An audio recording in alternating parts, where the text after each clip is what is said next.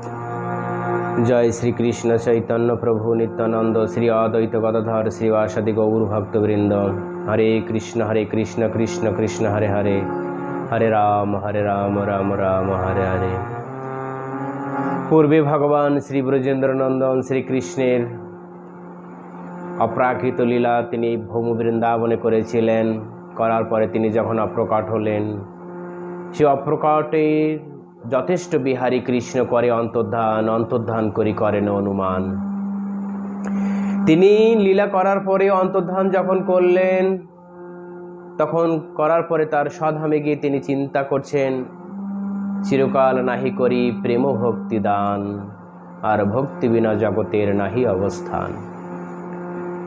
আমি ভক্তি প্রদান করব শুদ্ধ ব্রজের ভক্তি, যে ভক্তি বৈকুণ্ঠে নেই, যে ভক্তি মথুরা দ্বারকায় নেই, এবং যে ভক্তি এই ব্রহ্মাণ্ডের অন্য কোনো গ্রহলোকেও পাওয়া যায় না।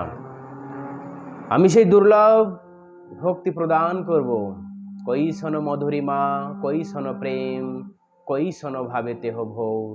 আমার ভাবে রাধারানীর যে প্রেম, অর্থাৎ আমার থেকে কি ভাব প্রাপ্ত হতেন ভক্তরা, কেমন প্রেম সুখ অনুভব করতেন, আর আমার মাধুর্য থেকে এই তিন ভাব যখন তার ভিতরে প্রকটিত হল ইচ্ছা, এই তিন সুখ আস্বাদিতে হব অবতীর্ণ।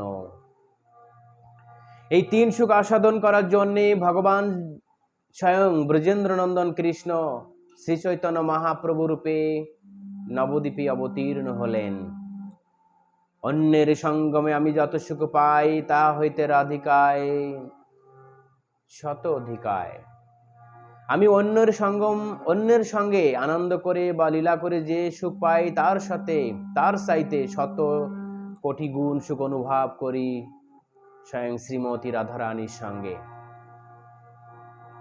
রাধারানী জাগতিক কোনো মহিলা নয়, তিনি অপ্রাকৃত আহ্লাদিনী শক্তির মূর্ত বিগ্রহ, সচ্চিদানন্দ তনুময়ী ব্রজকিশোরী। তাতে জানি মতে আসে কোন এক রস, আমার মোহিনী রাধা তারে করে বশ।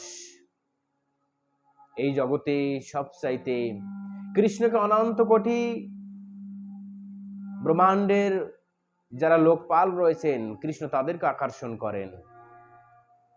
শুধু তাই নয়, বৈকুণ্ঠের লক্ষ্মীগণ করে আকর্ষণ, রূপ গোসাই করি আসেন সে রূপ বর্ণন। স্বয়ং মহালক্ষ্মীগণেরও তিনি আকর্ষণ করেন বেণুনাথ শ্রবণে, মাধুর্য তার শ্রবণে এবং গুণ শ্রবণে। শ্রুতা গুণান ভুবন সুন্দর শ্রীনুতান্তে, নির্বিশ্বকর্ণ বিবরই হরতঙ্গ তাপম। স্বয়ং মহালক্ষ্মী রুক্মিণী দেবীর উক্তি। ভগবান বলছেন, আমি জানি না আমার চাইতে আর আমার থেকে যারা প্রেম সুখ অনুভব করতেন এবং ভাব, তাই রাধা ভাব অঙ্গী করি ধরি তার বর্ণ, তিন সুখ আস্বাদিতে হব অবতীর্ণ। আমা হইতে রাধা পায় যে যাইত সুখ, তাহা আস্বাদিতে আমি সদাই উন্মুখ। আমার থেকে, কারণ এই জগতে উদাহরণ দিতে গেলে বা জড় জগতে এবং চিৎ জগতে, সমস্ত জগতে উদাহরণ দিতে গেলে ভক্তার ভিতরে আমরা পাই স্বয়ং শ্রীমতী রাধারানীকে। তারপরে তো অন্যান্য সৃষ্টি,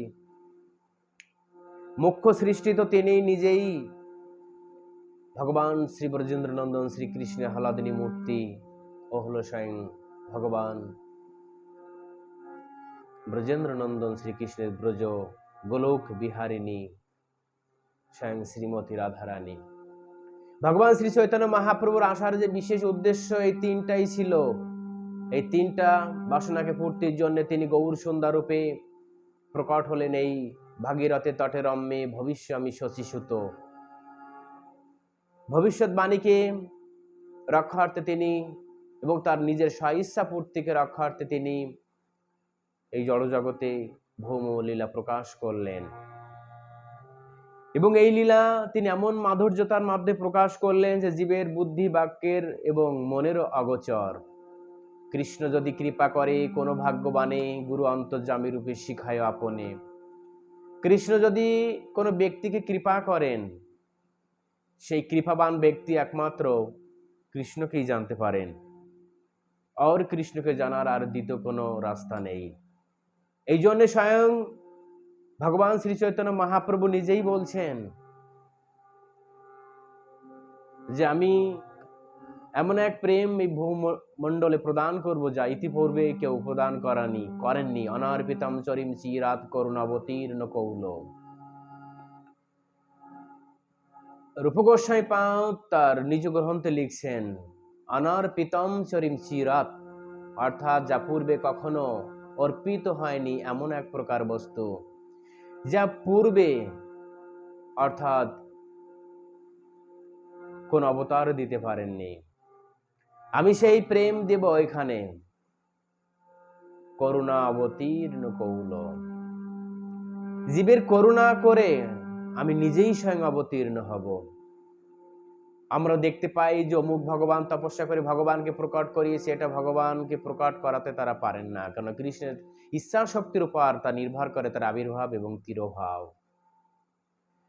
অমুক ব্রহ্মার স্তুতিতে আসছেন, অমুক ভক্তের স্তুতিতে আসছেন, লাস্টে তিনি নিজেই বলছেন আমাকে একমাত্র, হ্যাঁ ভক্তের অধিকার তিনি দিয়েছেন, কিন্তু ভক্তরাই আবার নারাজ যে না, তিনি স্বয়ং কৃপা করে আমাকে দর্শন দিয়েছেন, আমার তপস্যার শক্তি নাই তাকে প্রকট করা। এই জন্য ভগবান শ্রীকৃষ্ণের যে অপ্রাকৃত লীলা সুখ আস্বাদন করার জন্য স্বয়ং তিনিই আবার গৌর সুন্দর রূপে রাধা কৃষ্ণ একাত্মা দুই দেহ ধরি অনন্য বিলাসের রস আস্বাদন করি, সেই দুই একেবে চৈতন্য গোসাই লীলা রস আস্বাদিতে হইল একঠাই। লীলা রস আস্বাদন করার জন্যে তিনি প্রকট হলেন এই নবদ্বীপে। এই জন্য বলছে, তাতে জানি মতে আছে কোন এক রস, আমার মোহিনী রাধা তারে করে বশ। আমি জানি না রাধা আমাকে কেমন ভাবে বশ করে, এবং সেই সুখ আমি নিজেই আস্বাদন করতে চাই।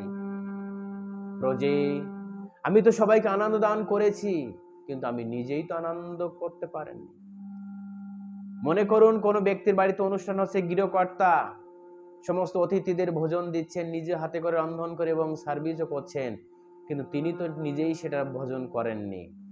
তাই তিনি এরকম এক বাসনা ধরো মনে করুন, তিনি নিজেই চেয়েছেন যে আমি তো সবাইকে প্রেম দান করিয়ে আস্বাদন করাই, কিন্তু আমি নিজেই তো কোনোদিন আস্বাদন করিনি। আমি নিজেই স্বয়ং আস্বাদন করতে চাই, কিন্তু কি রূপে আসতে হবে? স্বয়ং ভগবান রূপে আসলে তো আমি আস্বাদন করতে পারবো না। তাই তিনি ভক্ত ভাব অঙ্গীকরি ধরিতার বর্ণ, তিনি ভক্ত ভাব অঙ্গীকার করলেন এবং ভক্তদের বর্ণ অঙ্গীকার করলেন।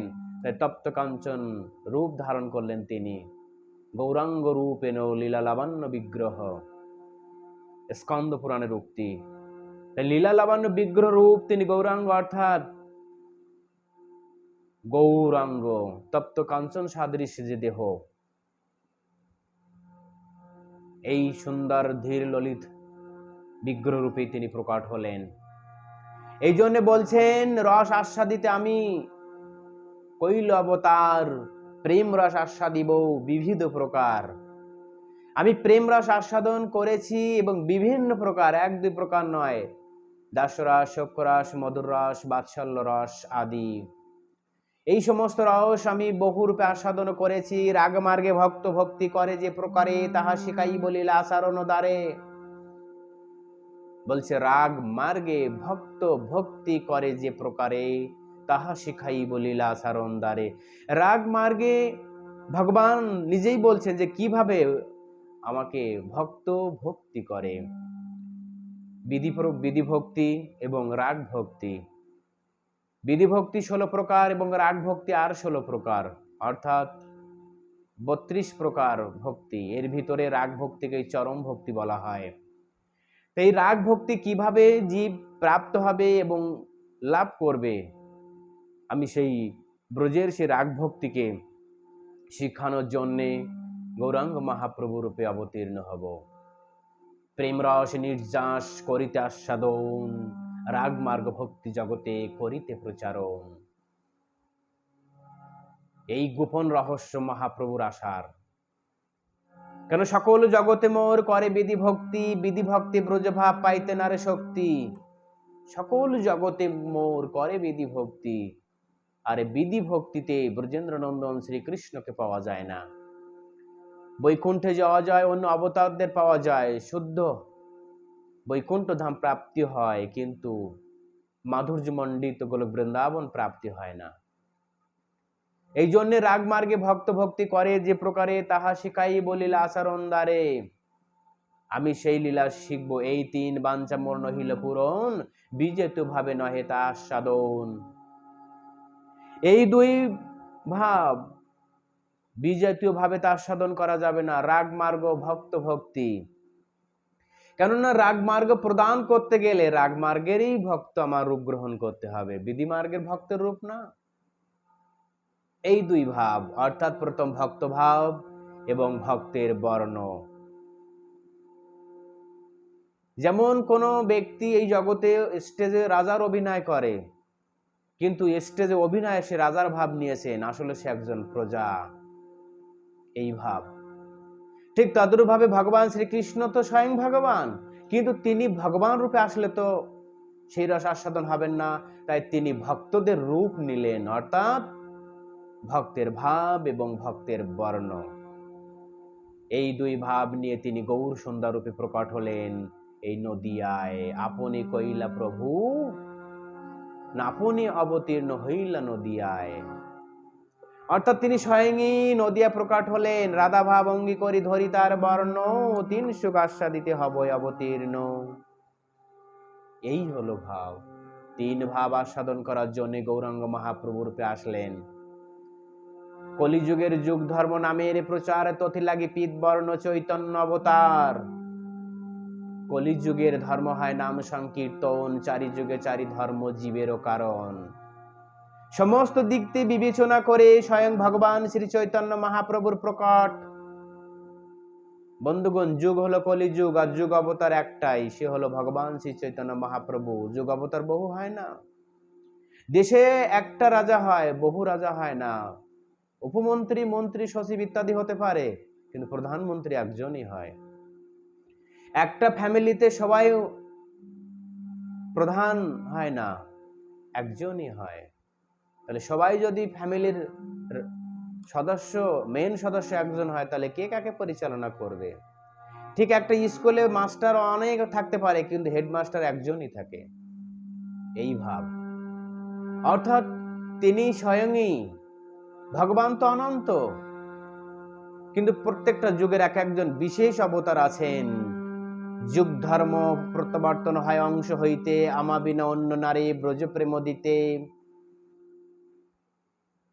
যুগ অবতার এবং যুগ অবতারের গায়ের রং সব শাস্ত্রে নির্দিষ্ট হয়ে আছে, কিন্তু কলিযুগে পাখণ্ডী রাজ্য চালু হওয়ার পরে সদ্বাদ ওই বেদমার্গ যথা কৌল। সুখদেব গোস্বামী মহাপুরাণে বলছেন, নাস্তিকরা বেদ মার্গ অবলম্বন করে সৎ মার্গটাকে নষ্ট করে দিয়ে অসৎ মার্গটাকে প্রচার করার মাধ্যমে কেউ কেউ এই সমস্ত পাখণ্ডীদের ভগবান বলে মনে করে। কিন্তু যুগ অবতার, যেমন যুগ কলিযুগ একটাই, ভগবান অনন্ত হতে পারে, কিন্তু যুগ অবতারী একজনই, ও হলো ভগবান ব্রজেন্দ্র নন্দন শ্রীকৃষ্ণের এক মূর্ত বিগ্রহ কলিতে স্বয়ং গৌরাঙ্গ মহাপ্রভু। নাম সংকীর্তন প্রচারিতে করিমু অবতার। স্বয়ং নাম সংকীর্তন আন্দোলন আমি প্রচার করার জন্য ভাগীরথের তটে রম্যে প্রাপ্ত হব গৌর সুন্দর রূপে, গোলকসা পরিতার্য লোকত্রাণ কারণাৎ কৌল গৌরাঙ্গ রূপে নলীলা লাবণ্য বিগ্রহ। বৈদিক শাস্ত্রের সিদ্ধান্তকে অনুসার ভগবান স্বয়ং ব্রজেন্দ্র নন্দন শ্রীকৃষ্ণই স্বয়ং শ্রী চৈতন্য মহাপ্রভু। তিনি কি কারণের জন্য এসছেন? কৈশন রাধা প্রেম, কৈশন মধুরিমা, কৈশন ভাবে তেহ ভৌর।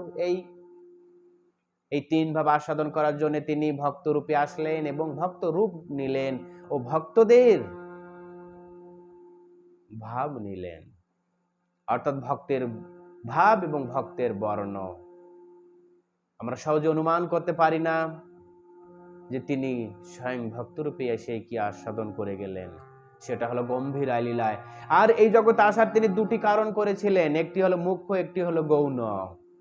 গৌণ ছিল নাম সংকীর্তন আন্দোলন প্রচার, মুখ্য হলো গম্ভীরায় রাধা এবং কৃষ্ণের ব্রজলীলা রস, তার নিত্য ভক্তদের সঙ্গে আস্বাদন। স্বরূপ রামানন্দ শোনে মহাপ্রভু রাত্রি দিনে, বিদ্যাপতি চণ্ডীদাস রায়ের নাটক গীতি শুনে প্রভু পরময় আনন্দ। এই হলো মহাপ্রভুর গুহ্যতম ভাব।